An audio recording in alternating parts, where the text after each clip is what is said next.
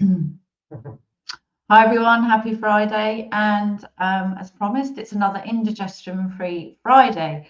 So last week I talked about leadership tips and I gave some skills and tips and techniques that you could use about understanding your own style and those of other people. And what I thought I'd do today, I've been doing some posts on leadership communications or communications in general, and I've actually been giving a few short talks on this to organisations. So I'm going to talk through that today in terms of communications is such a broad topic, but I'm going to give some general parameters around what can help you really communicate more effectively. So we could be, I think in this instance, we can talk about perhaps communicating in front of your team or your function or perhaps wider parts of the organization. But these principles can be used in any interaction. So my background was actually communications before I moved into coaching and development work. And I worked for large organizations in the very sort of traditional media settings. So working with journalists. And sometimes I found communications is as much about what you don't say as what you do say, because sometimes we want to over communicate. And though that was one of the rules, the golden rules of PR, it was sort of, what are my key messages and what am I aligning to as a vision, and what do I not need to say? And that's not meaning in a negative way. What it is saying is that sometimes I've worked with leaders and I used to work on the communication style, identifying it and helping them to finesse it. And I would find that particularly during times of change, during times of mergers, acquisitions, any kind of change, a team change, a process change, sometimes leaders would want to over communicate. And my first question would be, what's the rationale? What's the rationale for communicating? And what do you need to say that was different from what you said the last time? Because I've worked in many, many different organizations, DHL, AstraZeneca, Johnson & Johnson, some great companies. I've worked with some fantastic leaders, but I've also worked with leaders where I've had to say to them, what is the outcome you want? What is the rationale? Now, it is true that sometimes people, very often, it's human nature, particularly if you're communicating a change, that we need to reiterate the message. We might need to say something once, twice, three times before people really get to understand what's involved in the change. You know, what does this mean for me? I don't understand how this is different from what we had before. Why are we making this change? So in certain situations where you want to influence people and you need people to work in a different way, then sometimes we do need to reiterate the message. So in the art of communications, let me tell you a story about a senior director in a company who moved to a new company. So not only had this person moved to a new company, but it was a completely new sector. It was a sector where she sat in meetings and thought, I don't know what that three-word acronym means. Am I the only one that doesn't get it? I don't know. Does that sound familiar to you? Where you've sat in meetings and thought, oh, what does that mean? Shall I ask? So imagine new into the company, a really great role, a blank sheet of paper, sitting in meetings, hearing terminology that she knew she was smart enough to work out, but didn't quite make sense, as companies have their own languages, don't they? And then within the first month, working with her boss, who has a completely different style to her, who is very analytical, but still proved to be one of that person's best leaders in terms of growth and development, said to her, okay, so we've got a global meeting in about 3 months' time. How do you find, actually, it was 1 month's time. How do you feel about presenting in front of 200 of our global leaders? And that's where it's about me. I completely styled it in terms of, yes, no problem. So I presented before, I'd presented to teams, different groups. I'd spoken to the media in certain situations and when I was managing crises and issues. But honestly, this was a big jump. And I thought, oh my goodness. Now, in one way, I was honoured. I was honoured that he was asking me to do this. I saw this as a real area for me to grow and a sign that he wanted me to grow.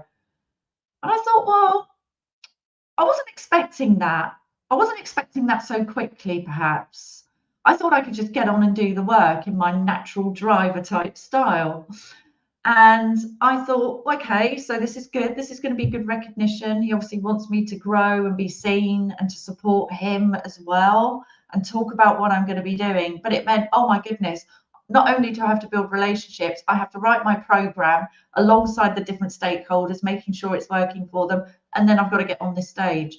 But the extrovert side of me, which is the bigger part of my personality, said, yeah, I'm up for it. I'm up for the challenge. So a bit of fear, a bit of trepidation.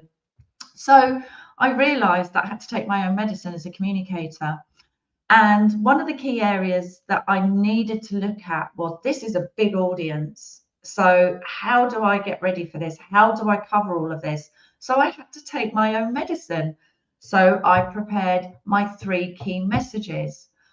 I spoke to some of the people that were going to be in the audience, and I asked them, if you were listening to a presentation about this, what would you like to hear? What is it you want to hear? What is it you need to hear? What is it you want from me? So I asked those questions before I started thinking about my presentation. And I did take my own medicine in terms of having 3 key bullet points because I went into preparation mode. I had flip charts, I had cue cards, and do you know what happened? I didn't use any of them. Now, we all have different styles for how we prepare. Sometimes some of us, we have to go through that process. I've met people that say, do you know what? I just wing it. I work better when I just wing it, and that's great. And I know some people like to prepare a bit more. So I did the prep work and I looked at my key messages. I looked at the audience. And in the end, I got really good feedback. And the one thing I did do is not use PowerPoint because I'd noticed, and I did have a couple of slides, but I thought, you know what? The whole morning, everybody's been looking at reams and reams and reams of PowerPoint, loads and loads of slides. And I think I convey this without them. So I didn't use the slides. And it did go down well. But can you imagine being in that situation? So if you've been in that situation, I completely empathize. So I've already alluded to a couple of principles that you can look at. So the first thing is that very often, and this is ironic because technically this is a broadcast, but when people are on, I can look at comments. I look at comments after the video and give people feedback and answers to questions, for example. And my videos all come from things that my clients want me to help them with. So it's based on what people are asking me for. So sometimes we communicate to broadcast, and that's one-way interaction. So it's a one-way interaction, and that doesn't take into account that there's another person you're communicating with. So whether that is you're in a one-to-one or a team meeting, you're in a functional meeting, you're in a customer meeting, whatever that meeting might be, a supplier meeting, it doesn't matter. You've got somebody in front of you that maybe has very different needs from you and different communications requirements and styles. So very often I hear leaders say, I hear you, I hear you. But it's not the same as listening. It's not the same as listening to people. So what we have to remember is that there's somebody else listening to our presentation. There might be a whole group of people. So we have to think about what is it that's important to them, because we get so fixated in our own mind about what we want to say. I want to get this point across. It's really important. And those things, those elements may well be really, really important. But actually, don't forget, there's somebody else watching. There's somebody else listening. There's somebody else that's probably going to ask you a question about it. Especially today, you know, we have much more different, you know, more mechanisms for giving feedback to leaders. It's expected now. You know, it's not in as it was perhaps previously, where it was generally more of a broadcast. So think about your audience. And I know it sounds basic, but sometimes we forget. We're so busy preparing our points and what we want to get across, we forget. And really actively listen. Believe it or not, there's many different ways and reasons that we listen. Sometimes we listen to seek information, to gather data, to understand, to form a relationship. And I've actually got, I talk a lot about DISC psychometric profiling. I've got a listening report that tells you this is your typical listening style. You might want to adopt some other listening styles in different situations, because it might be you're in a meeting and you need to write down numbers and data, but it might be it's a one-to-one interaction or a group interaction with a function, and you actually need to really dig deep and attentively listen for what's being said and what's not being said. What is the feedback that you're getting? What are you going to act upon? And being honest about what you can't act upon. So we must remember that there is an audience. And if put yourself in the other person's shoes. If I was in this meeting, if I was in this function, if I was this person, if I was the other person at the end of this feedback discussion, what would I want to know? How would I like to be communicated with? And it's also a really good idea to get insights before the presentation as well. So very often you can use things like SurveyMonkey, send out a survey to understand, well, what is it that you want me to cover? Or you can just speak to some people that you trust, speak to some people across functions, geographies, and say, I'd like to understand what you need from me. Ask your direct reports to ask their direct reports what would be important to include. Because sometimes we feel we know what's important, we know what we need to do, and we don't consider that might be different for different people that are hearing a message for the first time. A grounding point, I mentioned it before, is having 3 key messages. 3 key messages, because if all else fails, you can come back to your key messages. So very often we have points and points and points we want to get across, but keep it to 3, because then if you do lose your way, if you do lose your path, if you don't follow the script, or you do follow the script, but you get a bit lost along the way, if somebody does interject with a question, you can come back to your 3 key messages. You could have more, you could have 5, but I would suggest 3 key messages, okay? And then you can always come back to that, because if you know your subject, you should be confident enough to come back to that. I was working with some leaders around the time of the pandemic, and it was really interesting to see that the particular leaders in this company and managers were used to having, excuse me, a physical audience in front of them. Take away that physical audience and it took something away from them. It actually made them more nervous to present online because they've never done it before. A little bit of imposter syndrome, imposter thoughts creeping in. And we took that as an opportunity to really personalize what they were talking about, to really show how their life was going to look during the pandemic, what their family looked like, and what they wanted to help other people with. So it's a really good opportunity there to build affinity with your key audiences. So we've talked about the 3 key messages. We've talked about understanding your audience, and we've talked about gaining insights. So also what we want to do is look at people's styles, across different cultures.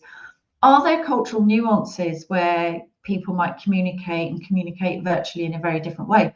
I've worked in, a lot of companies in Germany, and Germany is a big country. There are regional variances, and I've worked in organisations where people just don't turn their camera on. I've seen that in the Middle East as well. Some countries, some of the states don't actually turn their cameras on, and it's fine. But be aware of that. Know that before you go in, and don't be worried about it. So prepare for those cultural differences. In some markets, it's polite to raise a virtual hand or raise a hand when asking a question. In some cultures, you're just going to get the question anyway. People won't necessarily wait. And also, I have found if you're working in an organization, that can differ between functions. So that might differ between the sales force and the compliance team. It might differ between operations and manufacturing or digital, for example. So it can really differ across the organization, but do take into consideration cultural differences that you might need to adhere to in terms of body language, how you dress, how people appear online or in person, and what's important to people.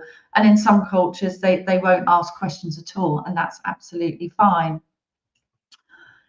I mentioned jargon at the beginning. I mentioned being that person that sat in a meeting, in my first ever meeting in pharmaceuticals, which was a long time ago, thinking, I don't know what this acronym means, and trying to figure it out. And in the end, I just thought, I'm just going to ask, excuse me, what does da da da da da mean?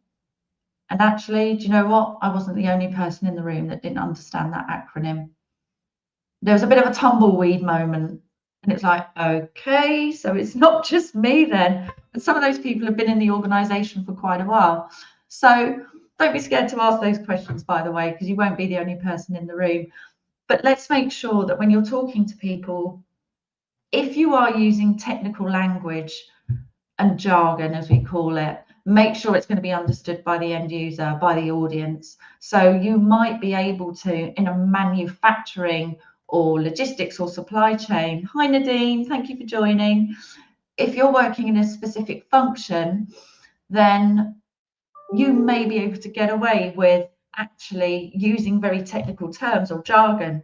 But then if you're taking that presentation from speaking to the manufacturing team into the wider organization, then you might need to use very different language and use less jargon.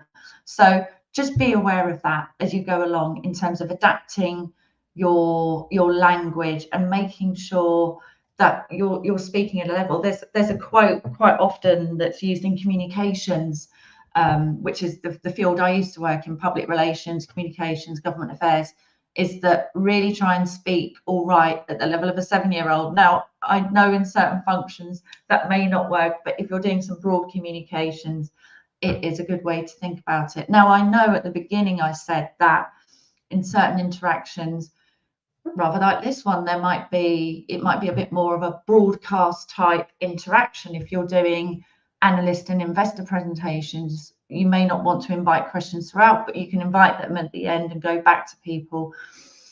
Whoever your audience is, if you are asking for feedback, if you are asking them to step up and ask a question, which for some people might be quite a brave thing to do if they've not done it before, then please make sure you answer the questions, or please make sure you tell people, I can't share that information at the moment, but let me take it away and see what I can come back with. Because people get very fed up of giving feedback. And I've worked in teams. I used to develop recognition programs. And there was one organization where they were so tired of being asked for feedback. Have you ever worked somewhere like that, where it's just, we want your response, we want your feedback, and it's just not listened to? And I think people get really fed up with that after a certain amount of time in terms of sharing their feedback, and it's not being listened to. So it's really interesting. So these are broad parameters, broad messages around how you can communicate effectively. If it's one-to-one, I talked about leadership styles last week on a live, which is on LinkedIn, actually, and you can have a look at that and listen to that, because there are clues that you can get from people's behavior, how they talk, how fast they talk, the body movements, the body language, to get an idea of their style. So you can, in smaller groups and even in larger groups, start to see, how you're pitching in terms of your presentation or your discussion. You can really get to know people. And actually, if you're in a bigger audience, you can have a scan around the room, make eye contact with people. Don't stare at them, but make eye contact to see, right, am I connecting with people? Just go around the room and have a look, not having your eyes darting either, but have a look, see if it's landing, see what you're reading in the room, and adapt accordingly. If you see half the room doing this and falling asleep, then maybe it's time to speed up, or they need a break. So it sounds obvious, but sometimes what I've seen is that people that I've worked with get very nervous about presenting, get carried away, and it's like, I just want to get this done, I want to get everything out there, this is what I want to say, without thinking about the audience and course correcting along the way. So read the room and have a look and see if you're connecting along the way.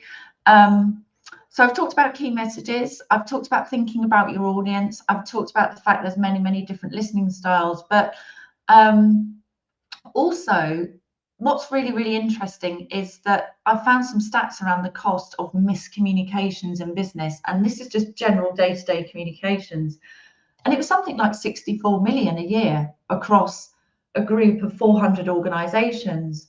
In 1 year, it was costing them around miscommunications because processes weren't being communicated, instructions weren't being followed, different languages being used, and in some of these organizations, and it just turned out to be a bit of a mess, really. And 64 million is a big number, and it was calculated that that's about 18% of somebody's salary. So that's a big number. That's a big number. So have a think about the direct impact of not communicating clearly, not listening, and not really appreciating that just because you understand something doesn't mean that somebody else will, particularly if it's a change that's going on. People get very confused and very triggered when they know there's change coming down the track. People handle it in many different ways. So be mindful of that you're going to need to repeat that message. So yeah, today I've talked about putting yourself in the audience's shoes, the 3 key messages, how to seek feedback to shape your presentation, how to give feedback at the end, looking at the room, some other tips as well that I've learned throughout my career. So it's been a pleasure talking with you today. Oh, here we go. Yeah, Nadine, thank you. Clarity is so important. And the jargon, yeah, I did talk about jargon. I don't know if you were here, Nadine, but I was on a presentation and in a meeting, and there was an acronym being used and I didn't understand it, so I asked, and it turned out that half the room didn't know it either. So, and I've heard that story from other people as well. The other piece as well, again, we talked about adapting to different styles and different cultures. So I've talked about that. This will be available as a replay. So if you're in a situation and you think, oh, I need some help with communicating or shaping up how I communicate this particular interaction, then please do get in touch, drop me a DM. So this was another indigestion-free quick live around communications tip. The cost of it, I mean, my goodness, 64 million a year. Who would have thought 18% of somebody's salary if there are, large-scale miscommunications going on? And I have seen that and been involved in it, where I was working in a company and they were losing money at a particular location. The performance was down of the team. It's like, what is going on? What is going on? Spent a lot of money trying to fix it, and I came in new to the organization. I said, well, has anybody actually gone and spoken to the team at the site? Has anybody actually just sat down and asked them what's up? And there was a bit of another tumbleweed moment. No, we haven't done that. It's like, okay. And it turned out that this was when I was working in logistics. There was a part of the uniform that wasn't waterproof, and they were working in such a command and control environment at that site. They didn't want to speak up because their feedback hadn't been listened to. Their boss was quite directive, so they'd given up. So when people give up, what you call quiet quitters. I don't know if you've heard that word. It's a bit of a weird one. I'm not sure if I like it or not, where people do the bare minimum. But anyway, they weren't really meeting their key performance indicators. Do you like the way I didn't use an acronym for that? And they weren't happy, clearly. There was a lot of sickness, etc. And it was it was the fact that their uniform was leaking in water. Who wants that when you're driving around, trying to deliver things? And it was for a big company and it was costing them money. So it's really, really important. So I've shared a few tips today. Feel free to watch this on playback, share it if you like, and get in touch if you feel you need some help on finessing your communication style. But these are broad tips that you can use in any interaction. Okay, then we'll have a good Friday and have a great weekend. Thanks for being here.